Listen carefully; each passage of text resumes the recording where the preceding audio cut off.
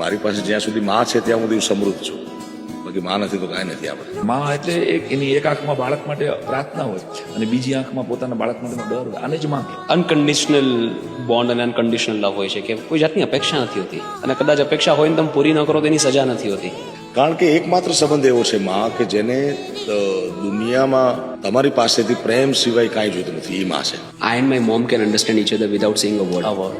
એ જ્યારે સ્માઇલ કરે ને આમ મને ઈટ શબ્દ ભાવે કે માથા ઉપર હાથ મૂકે, દેટ ઇઝ માય સેટિસ્ફેક્શન.